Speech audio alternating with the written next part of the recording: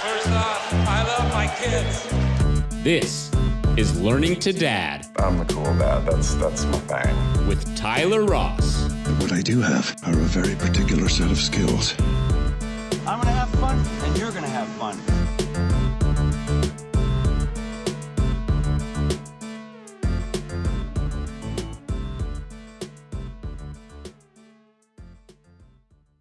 This is Learning to Dad with Tyler Ross. That's me, and I'm with Jeremy Elice. Jeremy, thanks so much for being here, man. Really appreciate your time. Thank you for having me, Tyler. It's great to be here. Appreciate it. Yeah, so we got introduced through a common friend, Tommy, who's actually been on the show, and he said he had a great conversation with you, so I'm really excited to talk with you. I did a little bit of research on you, and you have a hell of a itemized resume, like one of the more recognizable ones that you can imagine with, I guess, you're the VP of Original Programming at AMC when Walking Dead came out and Breaking Bad came out. You were involved with Mad Men, and you're working on TUT now with Kingsley. And I also understand that in addition to that history, correct me if I'm wrong, but you're kind of transitioning your career a little bit more towards writing. So all of that's correct. I had a brief stint as an executive for 5 years at AMC, very fortuitous, sort of a happy detour that taught me as much about what I wanted to know in TV as anything. And I got to work with, some of the greats. Breaking Bad was a show that, I played a large part in putting on the air. And, Vince Gilligan, who created that show, as is everybody on that show, near and dear to me. And, The Walking Dead, which was the last thing I worked on there, was sort of a culmination of, like I said, 5 years there. But it sort of happened in that sense of sort of roll the dice on this and let's see. And sometimes I think that's when the most interesting things in life tend to happen. The only thing about the introduction that was a little bit off was TUT was a series that was from a few years ago for Spike and Paramount. It's okay. It was a limited series with, Ben Kingsley, which was amazing. I was in Africa, and there's actually, I think, a relevant story to that for the show here today, because I had a 8-month-old, my first kid at the time, which was, I didn't expect to be in Africa. And more or less when I came back from that, which was in 2014, heading into 2015, I had my own production company then for a few years, and I sort of had to make this choice about going back to writing, which was always a first passion. And again, you roll the dice. And so for the last 3 years plus, I've been out as a writer and a producer, and just looking to get the next one on the air. That's amazing. That's part of what has inspired me to want to have conversations, is the idea of rolling the dice, that, you're so singularly focused as a career man to crush your work, to just be really great at whatever your chosen field is. And then suddenly being a parent is introduced to that, but you want to be great at two things now. So I'd like to go with a little bit more history on your professional career. I saw that you went to UCLA. Did you grow up in the LA area? I grew up in New York. I'm from Long Island, New York, for the most part. And my UCLA was sort of my way to get out to Los Angeles and to sort of explore the movie business, which was something I've been interested in for a long time. So it was a bit of subterfuge there, although UCLA turned out to be, a wonderful school. I live now like a handful of blocks from there, so I still go back a lot and love it. That's wonderful. So you knew leaving New York that you wanted to work in film and television, Hollywood, more or less? I'm one of those lucky people who I think from a very early age had a pretty good sense of what I wanted to do. I think that the, job titles and descriptions sort of, materialized more along the way. And sometimes, you sort of zig and zag to get where you need to go. But yeah, I quite specifically picked criteria for college that I knew could only end up in like UCLA. It was like UCLA, Rice University, and I think like Miami or something. And I sort of knew that of those three, like, UCLA would be the one that it would make sense to my parents, reluctantly, admittedly, because I had said NYU, and they were like, no, you got to get out of the city. You spend too much time. And I thought, all right, fine, happy to go cross country. And God bless them, since we're here talking about dads and parents, they, paid for my school, and I was very lucky. So that's wonderful. When I was visiting colleges, I got to visit UCLA, and oh my gosh, was it a jaw-dropping experience just being in Westwood and just the campus and the goodness, beautiful people everywhere. Oh yeah, I mean, and if you come, you know, in that springtime, it's there. It's crazy. Like right now, it's you think you're in sort of like a, I don't know, an Abercrombie and Fitch commercial shoot, or. And I remember on my orientation, like I was down in Westwood, which at the time isn't even as built up as it is now. It was sort of going through, you know, the what do you call it? The not gentrification, but sort of just the town was sort of being renovated in a way, rebuilt. And anyways, they were filming The Nutty Professor there. Yeah. So like, you know, my weekend in orientation, I'm watching, you know, Eddie Murphy and his stunt double do like reverse wheelies in a Dodge Viper, you know, filming a movie. And I thought, yeah, I'm good. I'm ready. I'm in. So did you always want to be behind the camera, or did you ever have aspirations of being in front of it? If I ever had aspirations of being in front of it, they were dashed in roughly 1980 something, when a Broadway show called Little Shop of Horrors, which is equally a great movie, a great remake of a movie as a musical, and a great Broadway show, had come to Broadway. And my uncle, who was also a writer and who had worked in advertising on Broadway for a number of years, was doing the commercial. And if you grew up in the tri-state area in the 1980s, you saw a commercial that ran for a Little Shop of Horrors that was one of the first of its kind to employ the, you know, outside the theater, like, Tyler, tell us what you thought. And you were like, oh my God, when the plan ate the person, I loved it. Yeah. And one of the people who did that was a woman standing in front of her entire family, which like included me, like up to here. And it said, we liked it so much this time we brought the whole family. And that was my mother. And she got royalties from that commercial, which, you know, she was great in for years and years to come. I also had auditioned for that commercial for my uncle, and I was the one that I think people had the expectation would be in it. And my uncle had to call me up the next day and inform me that I was cut from the commercial because I was no good.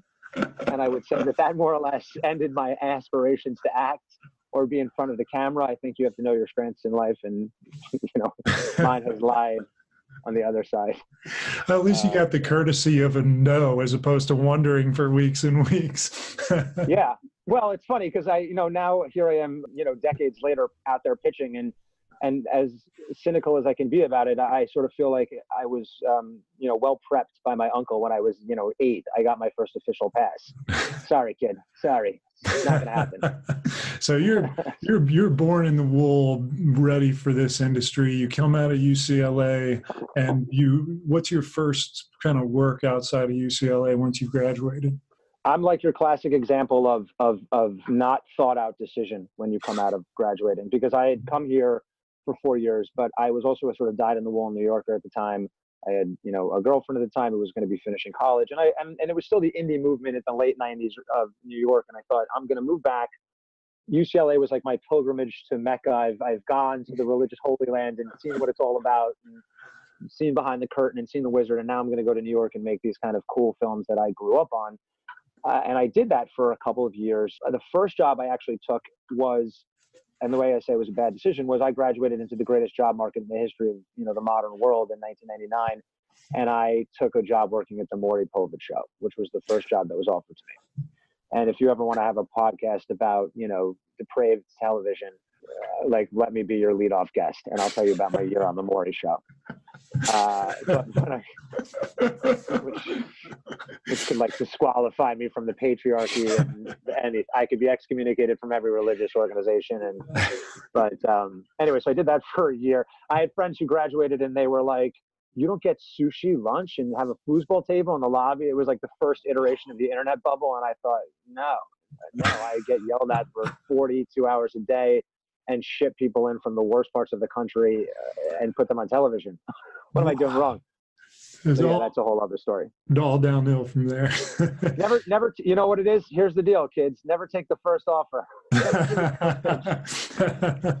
find out what you're worth. So I did that for a number of years. I actually did get to work production in New York. I did a bunch of indie production. I learned to like pull focus as like a second AC and a camera unit, and sort of shot in Brooklyn, shot in, you know, Wallingford, Connecticut, and was sort of doing all these things and having a blast. And then frankly, 9/11 happened. And I was there for 9/11. I was actually working, you know, downtown because, you know, I had to make ends meet. So I would I would temp for money. And it was election day. So I was down there, like, you know, doing polling. And it was right in the, you know, shadow of the World Trade Center. And I had actually at like 6:45 in the morning as only, by the way, like a 23-year-old can do. I was like, let's bail. I'm gonna go see my sister and get a bagel. And so I ended up moving to Washington Square Park, and I kind of always tell the story that throughout the day I ended up moving north through the city. But by the time I had gotten to Washington, to Union Square, and had gone to see my friend and gotten that bagel, we had, gone to get the bagel, and in the span of time, the first plane had hit, and Wow. then 9/11 happened, and I was in the city for that day and for several days afterwards. And I had actually been due to go out of town to Wallingford, Connecticut to film this movie. And my friend was the director of photography, and he had hired me, and he was leaving on September 11th, which needless to say, he didn't end up doing. And I thought the job would be canceled. It ended up getting pushed a few weeks, so 3 weeks later, I found myself in Wallingford, Connecticut, in this like small town with, every porch had an American flag hanging on it, like in the wake of 9/11, filming this like indie murder mystery. And in the middle of it, I ended up getting like the flu and had to go back to New York for a minute. And it was weird because, I could tell as soon as I got back that the city had changed. I mean, it was eerily silent. I remember a fire engine went by and people started applauding. And then, 4 days later, I go back, I finished the movie. And in the span of that month, all the production jobs had dried up. There was, nothing else going on. And you certainly weren't running around New York City, on subway tracks or in buildings or, behind gated areas with cameras anymore. Because if you were, there was always a cop there going, what do you think you're doing? Get the hell out of here. Yeah. And so, it was like crossroads time, as is often the case in life. And, I had friends who were going to law school and friends who were doing, sort of what might be considered safer bets. And, and I sort of had to ask myself what I really wanted and decided to move back to LA. So that's how I got back out. And so at what point did you have you've got 2 children now? So I have 2 children. I had my first daughter, Vivian, 5 years ago, and I had my second daughter, Madeline, 20 months ago now. Yeah, congratulations. So this August. Yeah, thank you. Still a 2 baby. girls. Yeah, 2 girls, yes. That's wonderful. So 5 years ago, like at what point were you in your professional life? You felt pretty, like you weren't piecing stuff together anymore. You weren't temping anymore. You had, I guess, found your lane. Well, yes and no. And it's funny. That's why I thought it'd be interesting to, do your podcast, because I like the sensibility that you have of combining sort of, people who've been entrepreneurial with, kind of, let's call it life quests, in this case being a parent. And, there's I don't know if it's Yiddish or whatever, but there's a expression that says, man plans, God laughs. And I think that would probably be how I would describe how I came to fatherhood. My wife and I were married. We'd been married for a few years. We knew we wanted to have kids. But in terms of my professional career, I had the success of AMC, but I had just recently transitioned to my own business as a producer at that point. I literally like lost my job because the company I was with lost their deal, and, sort of lived through that kind of professional fiasco for a minute and came out the other side and thought, okay, this is the time. I'm going to roll those dice and bet on myself, which I've always wanted to do.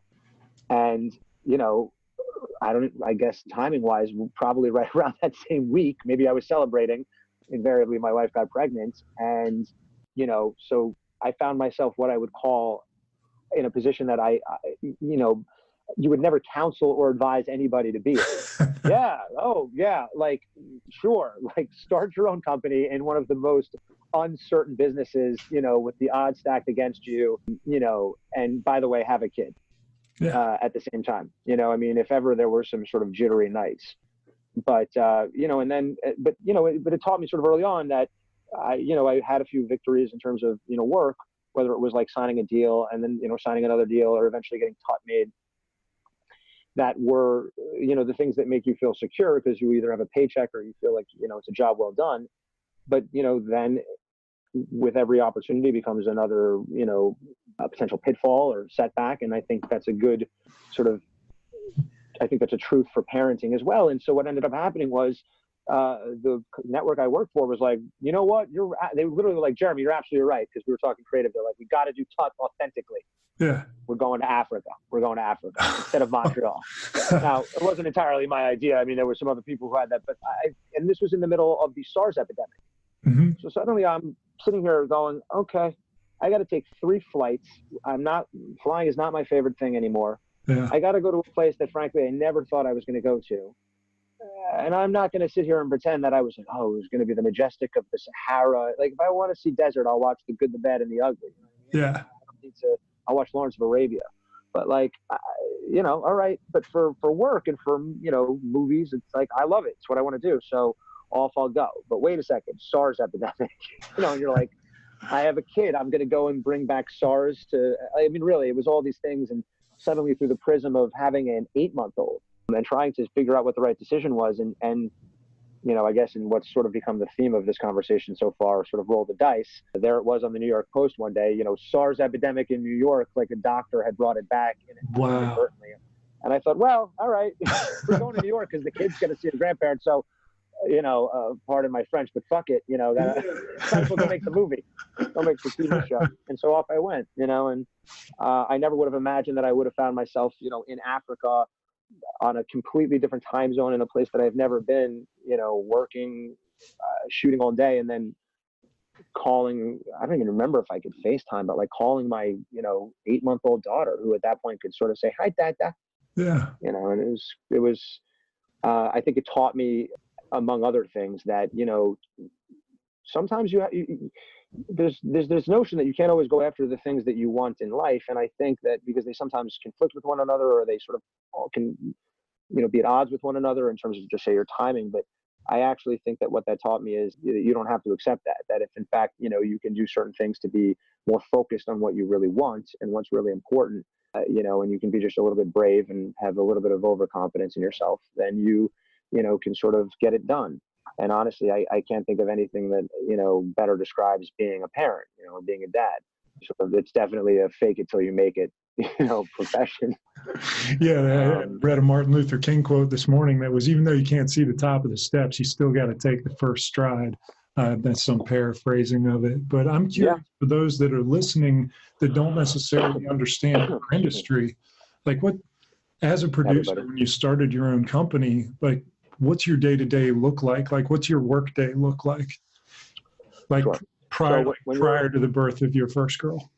So one of the things in terms of parenting that I said, fortunately, when I started my business and I had a deal, was I looked at my wife and I said, knowing we had our kid either on the way at that point, or maybe she was born, but I said, one thing I consider myself very lucky and fortunate about is that even if it turns out this doesn't work out, I'm going to be, working and on my own terms, which at that point, I did know my own lane. I did know my strengths. And so I knew the way I like to work, and I knew that, I could align that with the things that I thought would be important as being a dad. And so I said, if nothing else, I'm going to get to be home with my daughter in a way that a lot of fathers I know who either had them when they were younger and they were less certain about their careers, or frankly have other professions that make different kinds of demands on their time in terms of certain hours in a day.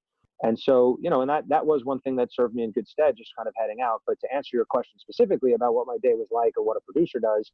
So when I went on my own, the job was not all that different than what you might be expecting from an executive, but with a greater degree of ownership and sort of creative stewardship, which is I was out there looking for material, self-generating ideas in some cases as original pitches, books, existing scripts, or in my case, relationships with writers that I had on the shows, any one of which might provide, the next kind of idea that moved me, or the next script that moved, hopefully me and other people.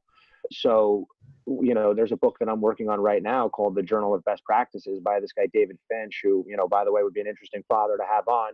Yeah. He's got a great story. But, I've been with this book for, 9 years. It's a story of a guy who was, diagnosed with Asperger's 5 years into a marriage by his wife. And it sort of actually was a great thing for him. But it led to this exercise called the Journal of Best Practices, which was this sort of self-examination of his relationship. And so, that was a book that I'd had for 5 years. And I first tried to get Legendary Entertainment interested in it when I was a producer for them. And they sort of were until they lost their deal with Warner Brothers. And then, it sort of, I had it for a minute under my deal with Starz, and it kind of, came and went. And along the way, I think there was even a script written for HBO that I wasn't involved in, but it's finding, the material that matters and trying to then convince other people to make it. Yeah, so the things that matter, did you feel like your perspective on those things changed once you had the experience of having a kid and going through the wife that was pregnant and holding your little girl? Oh, I mean, there's no question. It's life-changing, in a way that to describe is utterly cliche, but it's a cliche because it's true. I think it may have been on your show. Somebody said it, or maybe you said it, that I remember one time somebody talked about, you know, and this is not a dig at anybody who doesn't have a kid, but you can't really understand your perspective on the world as a parent, you know, if you're not a parent. Yeah. And again, it's not a dig. It's just that you suddenly have different lenses on. Yeah. You know, what's required of you as a parent is different. And so, yeah, to some degree, there are things that, you know, I would have a harder time, you know, I think anything that involved, like I did a show called The Killing. And I think that, you know, I wouldn't be squeamish about doing this, but I don't know that I would just use like the dead daughter in the trunk of a car as the catalyst for some sort of sordid story, unless I felt like, you know, there was a greater tale to be told. You know, I mean, I think there's an entertainment value in anything, but on just a personal level, that might be a harder story to deal with. I think you think a little bit more about promoting, you know, ideas that feel a little bit more conscientious. But you know, here's the other truth. Like, I also, you know, I love movies and I love television and books, and I really believe that most of life's mysteries are kind of answered in them. And I know what movies and television and books meant to me in my life growing up. And so I try not to sort of stand in the way of what is kind of just the sheer joy of experiencing something. You know, there's an author who talks about, maybe it's Ryan Holiday or somebody, who talks about like blow your mind books. Yeah. And I think that those things sort of apply. And so, yes, being a father, I think, changes my perspective on things. But the way I try to approach it is I'm just looking for different blow your mind books or stories. You know, I'm not trying to sort of, I think it's a bad idea when we go back and kind of, I don't know, have a referendum on past behaviors or past beliefs. I mean, you're supposed to do that. You're supposed to believe different things in your 20s than you do in your 40s. Otherwise, how do you know you're getting any better? Or so at least changing. You've been involved in reading and finding and creating stories. It sounds like your entire life in the form of writing or developing or producing. So after having your daughter or both daughters, have you gone back and looked at an old story and thought, you know, with this new perspective, I have a new appreciation for it? Like anything just jump right out? Yeah, I think that there have been some stories that I went back to that I had written either early days that I thought, oh, maybe it wasn't as bad as I thought. And then I went back and read it and I went, oh, no, you know, that was bad. You weren't that talented. But in one case I thought, oh, you know, it's funny. If this guy were a father, I could see where the story would start to sort of work and would coalesce. And I don't think I would have ever thought that had I not had a kid. And on a kind of unrelated to the profession level, but, you know, my parents recently delivered for me, you know, some old things that I had written when I was, at this point, you know, a little bit older than my daughter. You know, I was probably 8 or 9, 10, 11 when I wrote some of these things in grade school, which she's just about to begin. So when I look back on that now, and when I know that I have those things to someday show to her and say, you know, look what your father was working on. I think in a sense, that's the absolute magic of writing and writing things down and telling stories, and, you know, why they're so important or important to me. So like back to, you know, we talked about changing perspectives. What about changing practices, like with your work and owning your own company? Like, how do you change the way, like, what's your wife do? And she stay at home or she work? No, my wife works. She stayed at home for maternity leave. She is, like I said before we started recording, she's a VP over at Showtime, and she works in publicity. And we talked actually about, you know, what having a kid would mean for her career, you know, beforehand, sort of, you know, academically, hypothetically, and then afterwards. And, you know, to her credit, she knows she wants a career. She's been a person who's been committed to that. And it isn't something that has impacted her ability to be a committed mother. What I think works well for us is that we've had a balance in our relationship that even before I started to develop some of those routines that you just asked about, which I'll mention, I think worked for us. Because what I will say about, you know, parenting that has, you know, traditionally been sort of laid at the feet of women, that occurred to me, you know, I think even before I became a father, but definitely after I became a father, being a parent, and let me say it in the traditional sense, being a mother, that is a job. I don't mean that it's like the greatest job in the world, but that also requires, like, you know, the most for you to give of yourself. Like, you cannot phone it in, not in the way that I think we're talking about.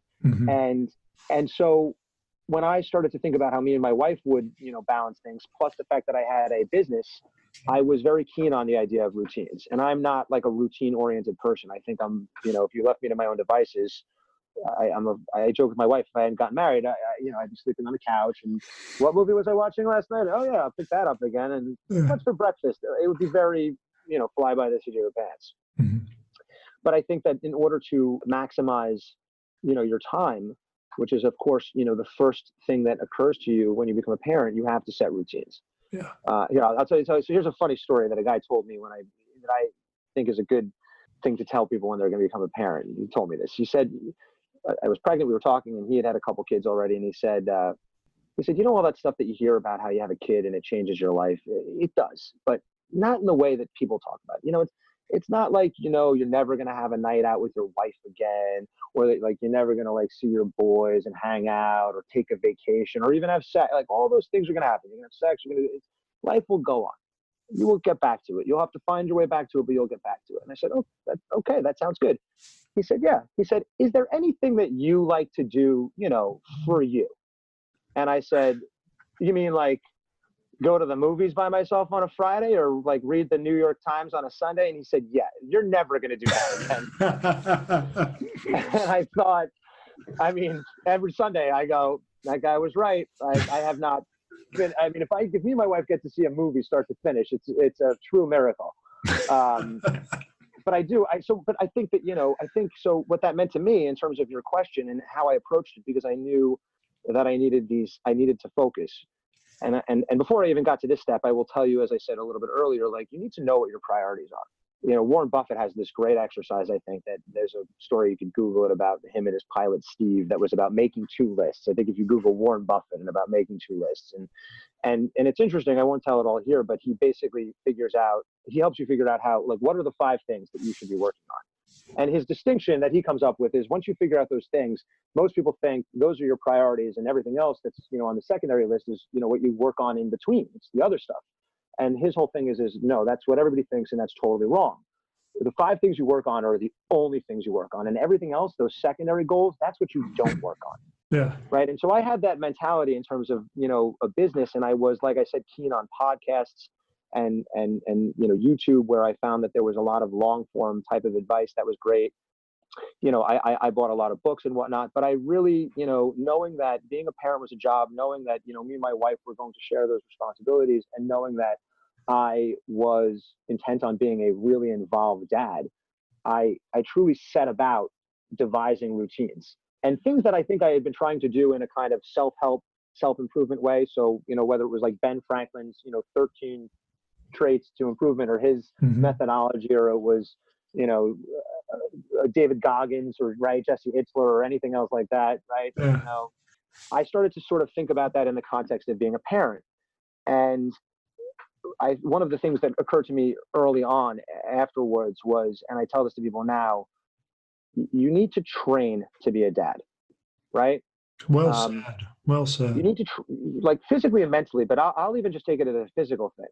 It's just, it's funny how in some cases we're so ill prepared for the things that truly matter in life. Like, I can tell you what an Edgeworth box is in economics, and I don't know why, but like, nobody bothered to tell me that, like, hey, by the way, when you're going in and out of a car with a kid who's, growing from 5 pounds to 10 pounds, that thing in your back is real pain you're going to want to pay attention to, and it ain't going away because you're a fat, lazy asshole who hasn't done anything. Right? Now, you can either be a fat, lazy asshole dad who's going to keep having back problems, and I think, I don't have to spell it out for you where that goes, or like anything else that you want to accomplish in life, which for me was, being a producer and then being a writer. Being a parent sits above all of them, and I realized I need to train for this. Yeah. So, and you talk about change of perspective. So, before I had a kid, it was like, okay, I got to go to the gym, and this is the year I get the 6-pack, and this is the year I, take off the shirt, and I look like whoever, Brad Pitt, whatever, I'm trying to get there, whatever. Yeah. And after that, I suddenly went, okay, I'm almost going to treat myself like a person coming back from an injury. I need to learn how to, like, move again.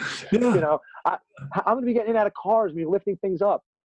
And then that extended to, okay, well, if I'm going to the gym, I can't go for 2 hours. I can't go for 90 minutes. Like, I got to get back. I can't leave my wife alone because she's got to get ready for work. So I got to maximize the gym. So, then all of a sudden Tim Ferriss with his advice about, here's your minimum viable weight, like. Oh yeah, it's 80-20, 4-hour body. Yeah.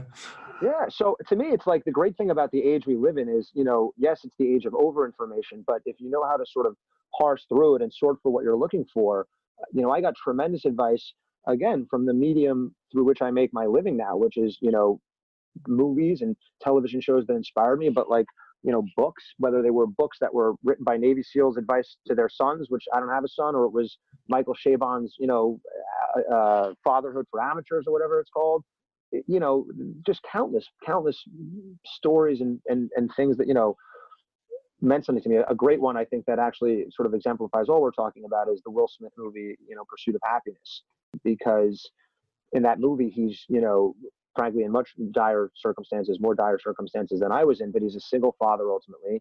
He's working in an internship, at like Morgan Stanley or, some financial bank institution. And he's got no money. He ultimately ends up being homeless, and he has to go pick up his kid from like daycare. So he has to like leave work at like 4:30.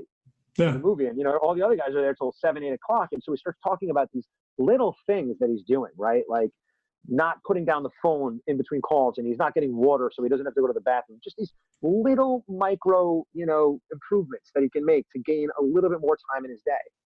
And so what I realized was much like in business where you go, well, somebody's out there working, you better be hustling. I realized like it's not the same kind of competition, but if it's a competition with myself and for my kids and I want to do well, like how can I, devote that same focus and attention to sort of being a parent and to squeezing out the time so that I can, spend time with my kids and still write the amount of hours I need to write and, spend the time making phone calls and still get the oil change in the car. How can I do that? And I think that you can't do that if you don't really spend time thinking about it. I think if you're like watching a ball game or, still out, kind of drinking and, partying it up, at least in the early days, maybe if you're not starting a business or, maybe if that's your outlet, don't get me wrong, I'm not passing any judgment. People should have fun. I'm not saying my life is for everybody, but, those are the 5 things I want. I want to be a great dad and I want to succeed in my career, and I want to be a great husband. So I focus a lot of thought on it. Yeah, it sure sounds like it. I mean, I'm looking forward to re-listening to this so that I can look up some of those books and pursue some of those things. I'm reading The One Thing right now by Gary Keller, which is a riff off of the 5 things, I suppose. But I'd like to get into a couple of just my kind of form questions and see how you respond to those. Sorry for my long answers, Tyler. I apologize. No, I appreciate it very much. It makes my job a lot easier, frankly. Yeah, let's get into, well, tell me about your kids. Like, are they like you? Are they like your wife? They're terrible. You got to save me from them, Tyler. I can't. Wait, I think they hear me. My kids they're like me and my wife, to be honest. And, it changes in terms of timing. I think one of the joys of being a parent is when your kid does something and you realize, you see yourself in your kid, or you see your wife in your kid. I think in a kind of cosmic joke of the universe, that's usually followed by you saying something that immediately stops you in your tracks and you go, oh my God, I'm my father, I'm my mother. How did I just do that? But I also think that's the beauty of kids, is like it lets you in on, I think, a little bit of the sort of, cosmic wink, wink joke of life, and I think you get a joy out of that that's sort of hard to describe. But and my eldest is, before my eldest Vivian was born, I'll give you another movie reference. Forgive me, I'm a victim of my own. Please bring it profession. On. But James L. Brooks, one of the all-time great writers of all time, who wrote Broadcast News, the great 1980s movie about the now almost antiquated idea of a broadcast news network, which starred Holly Hunter. It begins where you see Holly Hunter and William Hurt and Albert Brooks as kids. It's a great introduction. And the introduction to Holly Hunter as a little girl is, there's this little girl and she's like 11 years old and she's sitting at her desk and she's sending out pen pal letters, and her father comes in. He goes, honey, it's time to go to bed. And she like screams. She's like, ah! She turns around. She's like, Dad, I told you not to sneak up on me. And he's like, all right. She's like, I only have one more to write. And he says, okay, fine, one more, but I don't want you getting obsessed. Kisses her on the head and he walks out. And she sits there for a second, like starts to write the letter, stops. You see her like tilt her head. Something's occurred to her. And this girl stands up. She's brunette. She marches out of room. She marches down the hallway and marches into her father's room where the dad who looks sort of like Chris Christopherson, I forget the actor now, is like sitting in his chair. You could tell he just wants to like kick back and relax. And she walks in with this great Southern twang and she says, "Dad, you're always telling me to choose my words. Well, then you go and drop a word like obsessive on me. Well, I'll look it up. And obsessive is a person who can't stop what they're doing. Well, here I am stopping what I'm doing to like tell you that." And like and the father's face is like, "Well, I don't even know what happened." And she like starts to walk out, and then she turns around and she walks over to him. She goes, "I love you. Good night." Kisses him on the head and storms out. When my daughter was in my wife's womb, I turned to her and I said, "That's your daughter. That will be our eldest." And to a large degree, that is my daughter Vivian. And my daughter Madeline, who is a year and a half, who's the baby, is she's our little, my wife likes to joke, our Leo baby. She's born in August, not to get too astrological, but she is bold and brave and will try anything, loves music, is fascinated by instruments. Even that, it's like, I'm no expert. I am tone deaf, but I look at her and I think, is there really something there? And I don't mean it in a weird Hollywood thing, just like this idea that music connects with her in a way. I can just see it, that it's not the same for other people. So who knows? And so exciting. It's amazing watching kind of I'm going to call them the natural inclinations of your kids. I have, my daughter, she'll go outside and sing, put on a performance just by herself. I'm like, I want to enable whatever it is that she's inclined to do. So I can totally resonate with that idea of just, not in the Hollywood way, but like in the way that makes them happy. Yeah, well, in a way that could be so much more profound in their life, even if it ultimately is just a fine appreciation for it. Right? But one of the things I love about being a parent is this idea of re-experiencing childhood, and sort of, but you're obviously experiencing it sort of somewhat removed, so you sort of see it. I often feel overcome with like feeling of nostalgia when I watch my kids do certain things, and they're growing up in a very different city at a very different time, but there are certain things that are just universal truths about growing up and learning, and I'm endlessly fascinated by that. You were talking about something that made me want to ask you about your childhood, because you were obviously very deliberate and thoughtful and hardworking and dedicated to being a great parent. So did you find that your parents are that way? Like what is it about? They were terrible people. Yeah, sorry. Is this recording still? Sorry. No, I'm extraordinarily close with my parents now, and they were great parents. They were great parents. Like anybody, they were, human beings. Luckily, they're still together and they're still alive. Again, I'm very blessed in that way. Me and my father in particular, like we, butted heads. I mean, from 14 till, 20 something was tough. Mm-hmm. Interestingly, going to college helped our relationship a lot because I think there was a certain amount of distance that needed to be had. I think I was independent. We're both particular. Mm-hmm. You ask me about my kids now. I see that in my daughter. It's funny. We have a temper streak that runs through their family. I'm waiting for them to identify the temper gene because I'm going to lobby for them to name it after my family. But I'll tell you something that my parents said to me that I think is just astoundingly good advice. And it's funny. I think it's such good advice about being a parent that when they said it to me as a kid, when you're a teenager and you almost, nothing is getting through, right? Mm-hmm. When you're a teenager, it's just the wall of, they're on the other side of the moon. Yeah, gone. Yeah. And when we would, we had a very close family in terms of a lot of tradition that would keep me coming back. And, my parents were great about a lot of things that I think where it really counted made me know that even if we disagreed, they loved me. But the thing that my mother and father said to me that I thought was just brilliant was when cooler heads would prevail, my father would say to me, just remember that every time, because I'm the oldest, they would say, just remember that every time your mother and I go through something with you, no matter how old you are, no matter how many times we've been through something else that seems even similar, every time with you, it's the first time. They're like, every time, they're like, you could be 18, you could be 25, you could be 40. Every time as your mother and father, we're experiencing it for the first time. True, with your sister, sometimes it's different. There are some things that are, firsts for her, mm-hmm. but, you will always have been our first. And we're learning.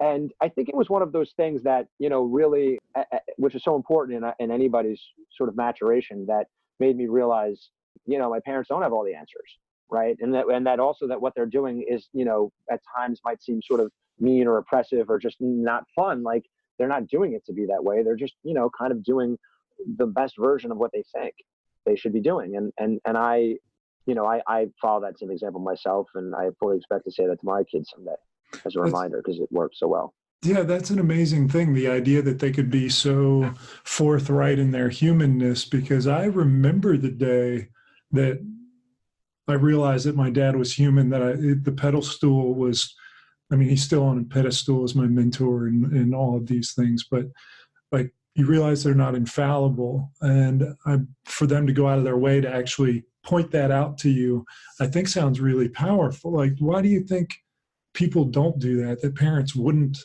come out and say that? Is it a pride thing, an ego thing, a lack of thinking about it thing? I think that my parents probably offered it up because it was an honest and genuine sentiment that they were expressing because of, frankly, positions that I put them in, which was I was challenging them as a parent. I was challenging them as a child.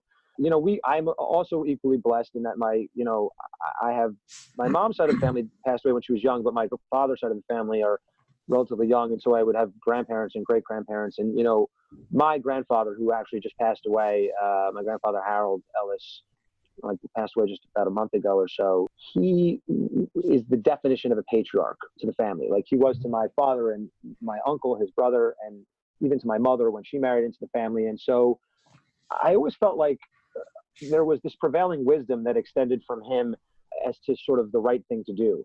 And my father and, my uncle, who are far more like my grandmother, and, almost none of us are like my grandfather in terms of his sort of stoicism and his can-do attitude. I like literally have a picture of him right here. I keep younger. That is, a reminder of how much, you talk about like a true hero. But I think that was true for everybody in my family. And so I think sometimes advice like that I don't know if I can even directly attribute it to him, I think it stemmed from, my parents' own understanding of what the right thing to do was. And the right thing to do as a parent is to know when it's time to like serve as the example for your kids and say, this is the way to do it.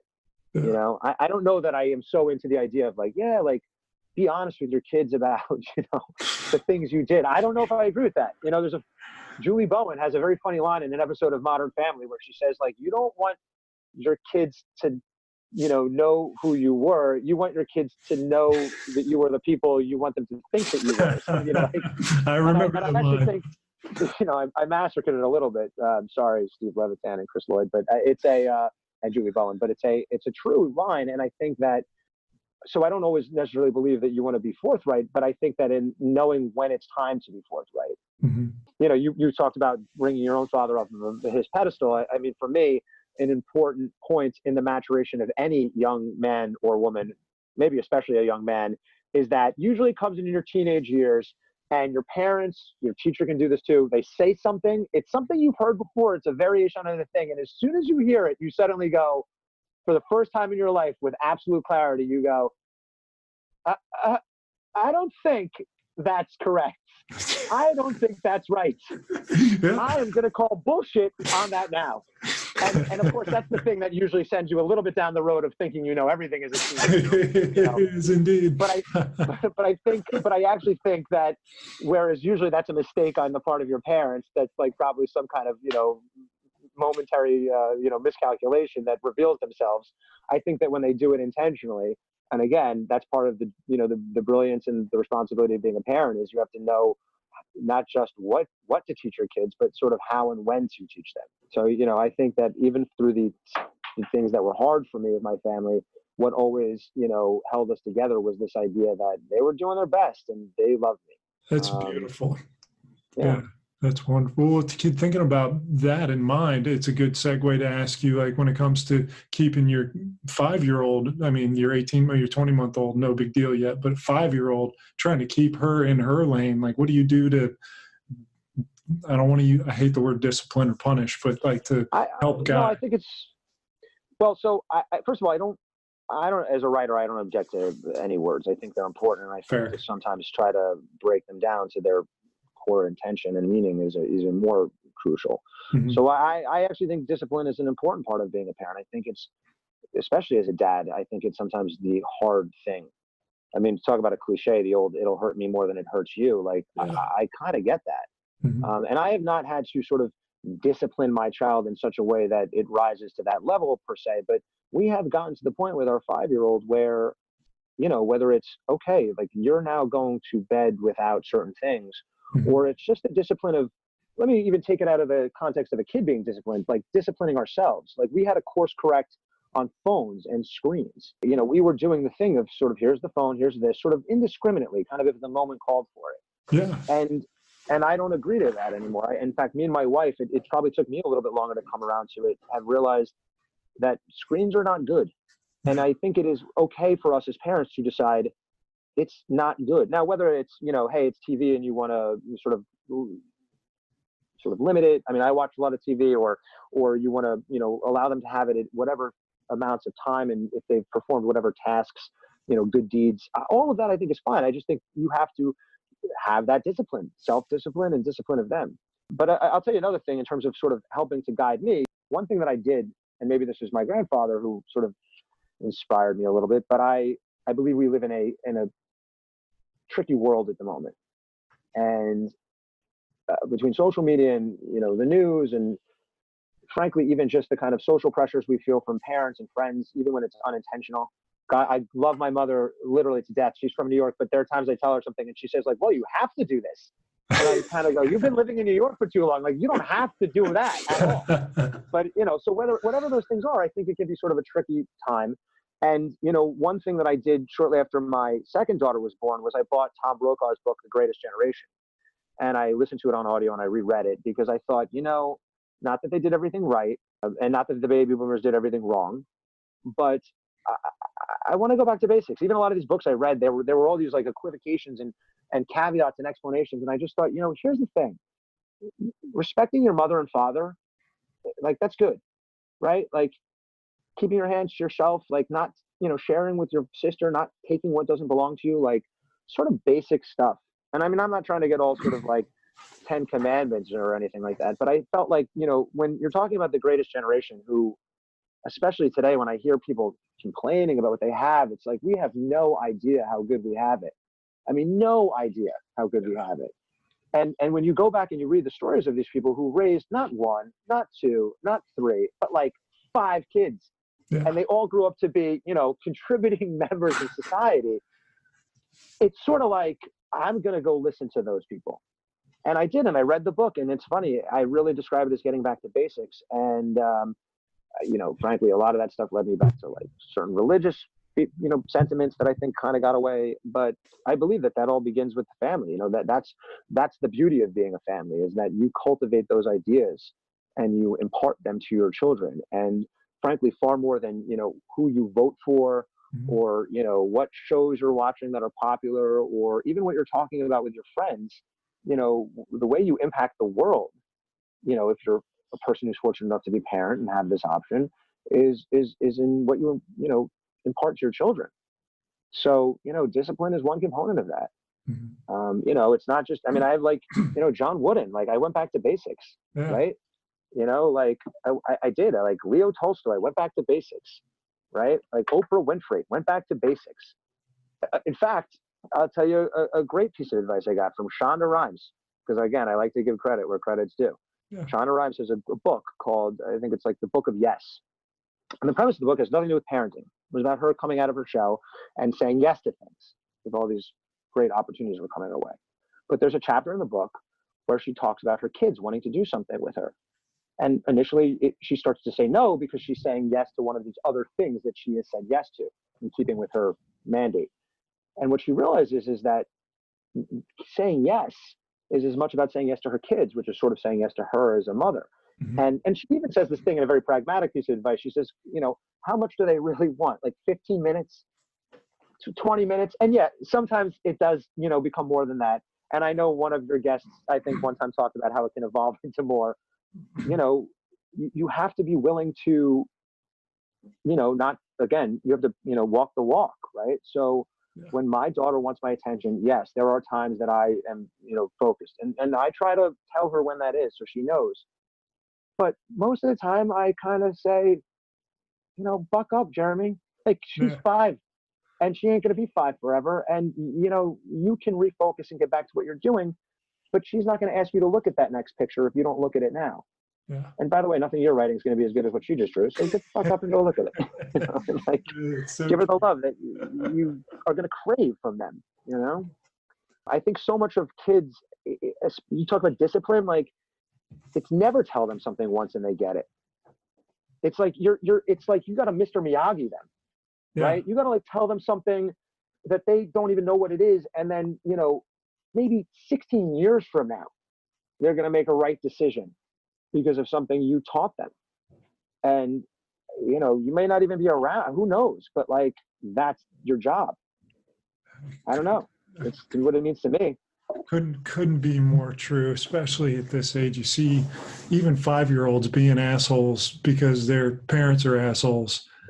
Like, you know, you're doing this to them. It's the environment doing that to them because they're born these pure, beautiful things that want to do great things. And we got to get out of their way so we don't fuck them up. Yeah, well, you know, yeah, yes and no. I mean, you know, kids say some crazy shit when they're young, and it pays to like be able to say to them, hey, that's not right, or, you know, that's not the way we're going to do it anymore, and kind of put them on track, because, you know, otherwise what are you doing? There's a good you know, Jordan Peterson, I think it's like chapter 5 of his book 12 Rules, says, you know, what did he say? I even like wrote it down. Don't let your kids do anything that makes you not like them. Yeah. You know, that's like solid advice. If you know, people say, like, do you love your kids equally? And, you know, yeah, of course. And you supposedly love them, you know, unequivocally, but you still want to like them. Mm-hmm.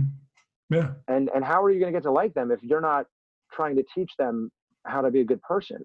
Yeah. And I got to be honest with you, like, if you're not sort of devising for yourself what those things mean, right? And if you weren't lucky, like I was lucky to have parents who, even when you didn't agree, or even when they were screwing up, imparted to you important things. And, you know, and I frankly had other people, extended family, who were able to do the same thing, then I honestly think it's incumbent on you as a father or a mother to go out and figure out what those things are.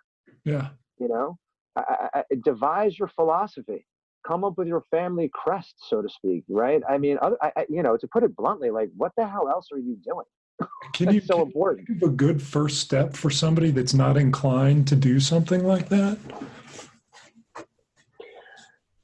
I think the first thing I would say to anybody is that recognize that you'll take the first step multiple times. Mm-hmm. In fact, I think that whether it's business or it's life, it's writing, you know, it's going and working out, it's meditation, you know, oftentimes, by the way, it's like the tools that I think can be helpful towards making you just, you know, a good father or mother or a good person, by the way.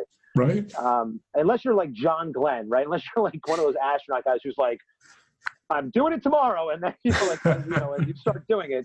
If you're like most of us, like, you take the first step multiple times, you know, and then you take the third and the fourth step multiple times, and there are setbacks. But I think that I say that because if you can sort of know that up front, you know, and I know you've had Jesse Itzler on, and he's talked about David Goggins, but, you know, his book is a prime example. I love his book because he talks about when he made that determination to, like, do it. Turns out he didn't do it. He failed the first time, went back to his apartment and drank the chocolate shake and sat there in abject failure. Yeah. Then he said, I want this. I got to get up. So I think the answer to your question about what's the thing to do, it's this. It's take a second, take a few minutes, do it every day, you know, get quiet and figure out what's important to you. And if what's important to you, for the sake of this podcast, is your children and your future as a family, and even for that matter, your career, then really hammer down, focus in on that, you know, and make that your priority. And then at that point, start anywhere. Yeah. Pick a podcast. You like Tyler Ross, you think he's a smart guy, you think he's got something to say, well, his best friend interviewed him and he interviewed his best friends. And if you want more of a celebrity thing, there's Jesse Itzler. And if you're smart, you're going to follow Jesse Itzler to David Goggins, and you're going to realize that's got nothing to do with kids, but maybe there's some good discipline there. Mm-hmm. And, you know, by the way, my favorite parts of Living with the SEAL are the parts where, like, you know, he starts talking to him about life stuff. Like, he tells Sarah Blakely, like, yeah, here's your escape plan for getting out of New York, and he's got an inflatable air mattress. You know, Sarah Blakely's like, what are you, I'm going to go 42 floors down in my building in New York, hump across the city in the middle of a national emergency, and row myself to safety with my 2 kids. And David Goggins goes like, yeah. That's fucking exactly what you're going to do. Protect your primary. Yeah. You know, because and look, I have a picture of my wife where she's like just hugging our second daughter, but she has this look in her eyes, and I love it, because I just think it's like it's mama bear. Do not, tread at your own risk. Do not cross that, because what you're looking at is definitive purpose. Yeah. And I think that if you can access definitive purpose, if you can access the idea that what's important is that you want this, then start anywhere. Start anywhere. Pick up a book that has fatherhood in the title. If you must, start with one of those sort of traditional, parenting books, just to get an idea. Yeah. And go with the people who feel right to you, because honestly, if you're listening to people, chances are you're not listening to somebody who's going to give you like insane advice. Yeah. And by the way, here's and stay, and by that I do not mean anything political. So when I say, I don't mean that you should go to YouTube for advice on whether or not to vaccinate your kid. Yeah. I'm talking about more philosophical things. Yeah, I've found that, and I've said it a couple of times. I think as a parent, it's your obligation to become the best human you can be, so that you can be a better parent or a better worker. Do you find that cultivating your own self is a good place to start, or take the focus outside?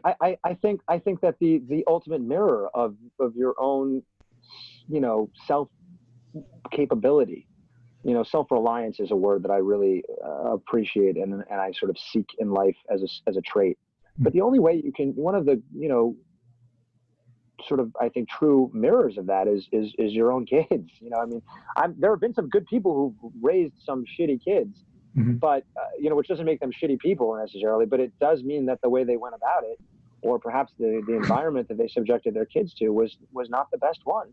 Yeah. And,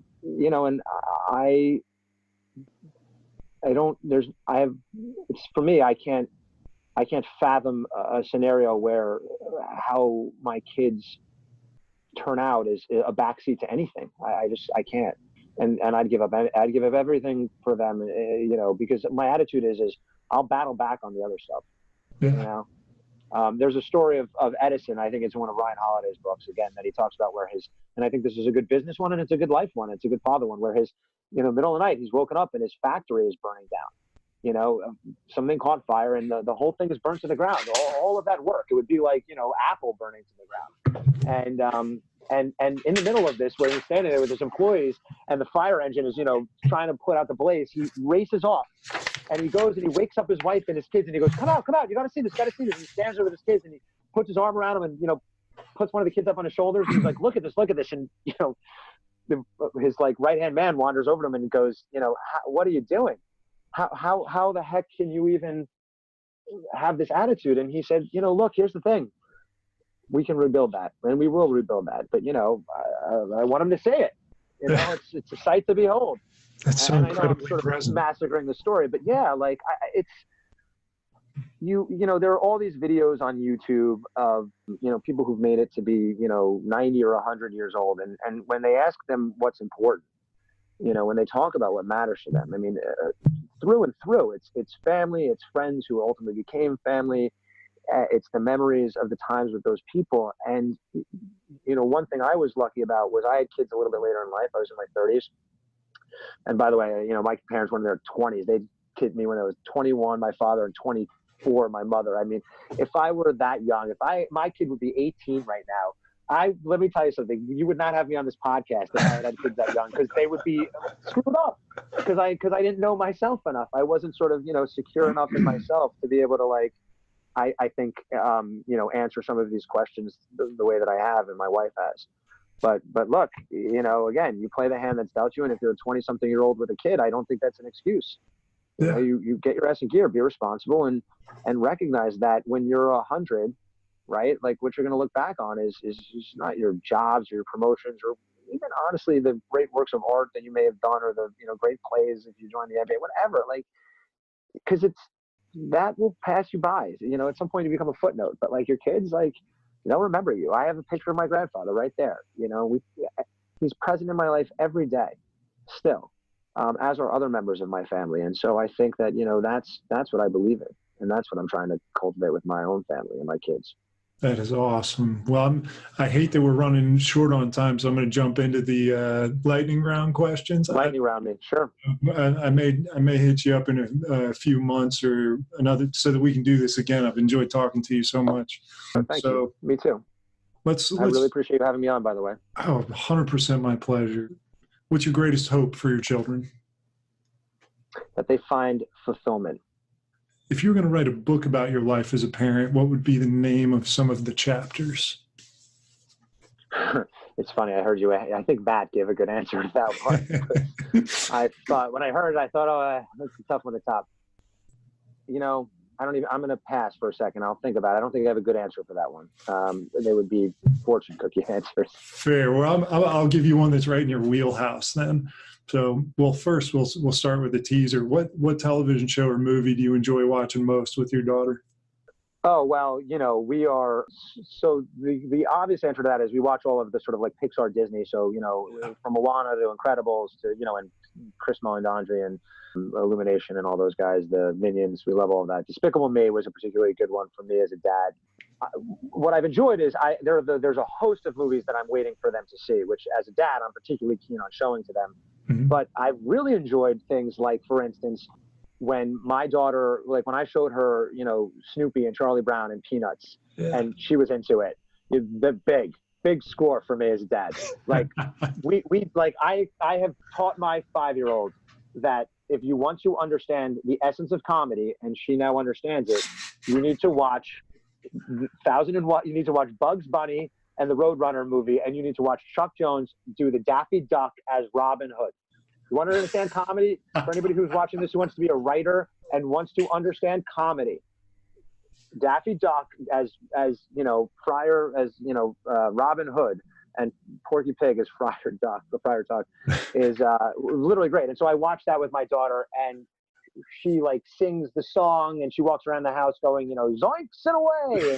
And so I can't think of anything else that's just better than that. It's the greatest. Awesome. So who's your favorite television dad? My favorite television dad? That's a good question. I'm going to answer that one in a sort of unconventional way. I heard some of the sort of family ties answers and things like that, which I think growing up in that era is good.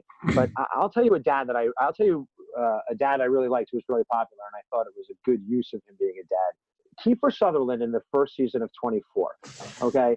And I'll tell you why. Yeah. Here's why, and it's a testament to the writing. Since I'm a writer, I'll give Howard Gordon and forgive me, guys, that I'm blanking on their names. The creators of 24. Yeah. This is what happens when you're nervous. I'm having my Jeopardy moment. But the reason I say Kiefer Sutherland is because the whole first season of that show, in particular the first half of the first season and the whole pilot, is this guy has sort of rekindled this relationship with his wife, and in the middle of it, Alicia Cuthbert, who plays his daughter Kim, sort of goes out and pulls like a classic teenage stunt, right? I'm staying over at Kathy's house, and she's going out with a couple guys. Yeah. And so he is, and the sort of thing about the president and all the stuff that's the political intrigue. By the way, Joel Surnow and Bob Cochran and Joel Surnow, there you go, creators of 24. All the political intrigue that sort of drives the pilot is kind of secondary to the idea that his wife keeps calling him and keeps saying, like, I'm looking for Kim, and now I'm going out and I found another father. And, so you get to this point in the pilot where he goes to see his boss about something political, and the guy stands in his way. And, Kiefer Sutherland within 30 seconds is like tasing him down on the ground. And, this became sort of a staple, almost a comedic staple of the show, that he would do whatever he needed. But why I love it was because, to me, you watch that pilot, and as a dad, let me tell you something. Like, if my daughter's like missing and I have to deal with that, and then I get called in on a work thing, here's how it's going to go. I'm going to tell you one time what we're doing. And if the second time you disagree with me, I'm going to tase your ass. I got to go find my daughter. So Kiefer Sutherland, to me, was a great dad in the first season of 24. I'm going to rewatch that pilot. Yeah, man. It's John McClane in Die Hard. He saves his wife, but it's the greatest. I do love in your title sequence that Liam Neeson and Taken shows up. I mean, I saw that movie on a business trip in New York. It's 2 a.m. I'm a movie fanatic. And, at the end of that, I was like, room service stained fingers, like standing up, applauding. Like, to me, like, yeah, that's right. Like, you want to be a dad? Like, there you go. That's what you better be willing to do. So those are my guys. Love that Right, answer. guys. Absolutely. All right. So this is a, I don't know if you listen to Lewis House's podcast, School of Greatness, but I've Sure, had the good course. fortune of communicating with him a little bit. And a question he suggested that I ask is, when do you feel the most loved? With my kids or in general? Is that sort of just in general? It can be general, Well, however you want to answer it. you know, I think probably the answer for both in general and for my kids is sort of one and the same, which is whenever I'm with my family, really any time. But I mean, it's particularly on a weekend, on a Saturday that's like dedicated to family. And by extension, the more of my family. So I'm also fortunate to have a goddaughter and her younger sister and my wife's family who's here in LA and my mother and father and my sister and my niece who are in Maryland with their husband, so whenever I'm with these people, a couple years ago for a birthday, we all got together for my birthday and everybody was there. I'm never happier than that. I never feel a greater sense of warmth and security and comfort and, joy and purpose than when I'm with my family. That's awesome. Awesome. So this is one of my favorite. By the way, winning an Emmy is nice. I'll take that too. I'm probably pretty happy. So anybody's out there listening in the voting community, but being with my family. Vote for Jeremy Ellis. That's my answer for you. Yeah, vote for Jeremy Ellis. So this is one of my favorite questions that Tim Ferriss asks about the billboard question. The billboard, sure, Yeah. of course. So I like that I get to get asked that. Yeah, you're on the highway, billboard. you get billboard to give a piece of advice to all the dads driving down the highway, and it has to fit on a billboard. To all the dads, and it has to fit on a billboard. All right, I think I'll answer that in the spirit of kind of, I think simple is the best. My thing would probably be committed, and I think I would say that because what I realized, even going back to some of your questions about, how do you start? Where do you begin learning to be a good dad? What's words like discipline versus love or whatever. Like even in terms of your relationship with your significant other, right? Mm-hmm. Husband, wife, whichever way your relationship has worked itself out. There's this, we take for granted this idea that we're sort of prepared for these relationships and for these circumstances and these experiences just because we've done them, right? I got married, so I'm ready to be a husband. Well, I, fathered a kid, so I'm ready to be a dad. Yeah. And you're not, like you have to mentally decide, like, I'm committed to this, right? So like when you, for instance, think of your marriage vows, it's like, I set them. But then you think like in sickness and in health, right? Like in richer and in poorer. And it doesn't have to be hugely dramatic. Like I started a business. Like I could not have done it without my wife. She's given me peace of mind and financial support when it's been there. So when I say be committed, it's like, think about what that means, right? Like what it means to be committed to your significant other, right? What it means to be committed to your child. So I think if it were that, and I think it's, probably just basic enough that you maybe would stop and think like, well, what does that mean? And committed is a good word. So that's a wonderful answer. That resonates with me a lot. It speaks to me. I learned from that answer. Thank you for that. Sure, no problem. Either that or I would take John Wooden's Pyramid of Life and I'd slap it up on a billboard. Pyramid of Success. Yeah. I think that's a good one. Slide to buy now. Might be visually disorienting. I'll re-ask another question, except I'll reframe it. The period of life that you're in now, if you were writing a chapter, what would you name the chapter of the period you're in now? Oh yeah, boy, I'm failing as a writer. Let me, the period that I'm in now, what the problem is? I'm trying to think of something sort of clever, but I think that, what would I call it? It's so funny. I just told somebody this morning, I said, I think I'm bad at titles. I know there's like some great, it's fun. Oh well, it's funny. This will sound like a terrible answer, but I mean, here's the really pretentious, but it would be more as a reminder to me. I would probably call it something like Lionheart, and I'll tell you why. Because one of the people who I've read about, who I admire greatly, sort of a hero of mine in life, is Teddy Roosevelt. And by the way, a guy who in many cases was maybe not necessarily the best father, wasn't the worst father, had a particularly sort of awful kind of, his wife died the same day as his kid. It was really kind of traumatic. But when he was growing up in his household, there's a great book that David McCullough wrote called Mornings on Horseback. That's the one, Mornings on Horseback by David McCullough. And they talk about their father, Teddy Roosevelt's father, who was the one who talked to him about overcoming asthma and said to him things like, you need to strengthen your body, and like didn't mince words for him. And they were so enamored with the father, who sadly passed away, fairly young relative to the kids, that he was called Lionheart. They called him Lionheart. And so again, it sounds really, sounds a little silly, but I think in terms of at least as a powerful chapter title, that maybe doesn't initially mean what you might think it means. Frankly, I think the idea of a lion-hearted father is not a bad thing to be either. So maybe that. Great. All right. So my second to last question, it could be something physical. It could be something, conjured from your mind, but a gift that you would give to every single father on the planet if given the opportunity. Oh, that's a good question. A gift that you would give to every father if given the opportunity. Wow, that's a great question. What do you give to every father? I think, I don't know that this is really the right way to answer that question, because it sort of negates the universality of it. But I think what I believe in is I would give them a book. And your answer, the next question becomes, well, what book would you give them? And this is a little bit of the evasive part of my answer, but I think I would give them the book that, and you don't always know which one it is, right? Where it's the one that you read that clicks. It blows your mind. And obviously I would sort of try to gear these towards, fatherhood, but even to some degree, like, I'll tell you, like, I think The Alchemist by Paulo Coelho is a pretty good book, right? I think even the message of that book, which is like, you can't find the thing that you're looking for that's right here. It's right under the tree. Like, you have to travel out, right? You have to experience it. And so I think that there are lots of different, tales that encompass that idea.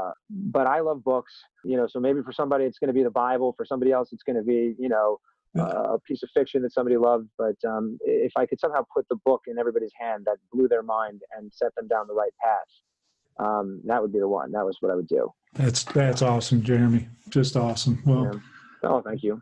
Yeah, before I ask, either that or like earplugs, maybe, for all those toys that make noise. Just a pocket full of lollipops or something. Yeah, like a back brace and a gym membership. Maybe. Yeah, there you go. That would be my practical gift. So before I ask my last question, I'll thank you so much for being here. I've so enjoyed this conversation. I've learned tons, and I know that everybody that listens to it, which I hope is a lot of people, learn as much as I did, for sure. So thank you for your time and you're sharing your experience and ideas. And thanks for Walking Dead particularly. You're very welcome. That's nice of you to say. Thank you for having me on. Honestly, I really am a huge fan of the kind of content that you're putting out there. I admire it to the point of wanting to emulate it. I think even from a purely producer business point of view, I think it's great. I think do this for the next several years and build it up, and people like me continue to take sort of direction and inspiration from it. And so believe me when I say it's very much my pleasure to have done this, and I was really tickled to be asked. Thank you. Thank you. So here's my last question. Should this recording last forever, and a message that you could convey to generations to come, it could be of love or advice or anything, but what's a message you'd like to share down the generation of Elices? Yeah, it would probably be, family is everything. I really believe that. We have a toast we say in my family, la familia todos, which is, family is everything. And I think, there's the Hebrew equivalent of that as well. And I have like two girls, and so there's that whole last name change thing. But it's funny, I've realized, and in preparing myself for one day being the patriarch of my own family, I recognize that it's my job to be not just the steward of like the Elices, but it's now the Guzmans and the Carans and the Caprios and, anybody else who's, been a part of our lineage. And so I feel like I would just want anybody who is further down the line from me and mine to remember, where they came from, and, that there were some pretty spectacular people who sort of led to them being there, and family is everything. Don't forget it. They're the only ones who will have your back. That's wonderful.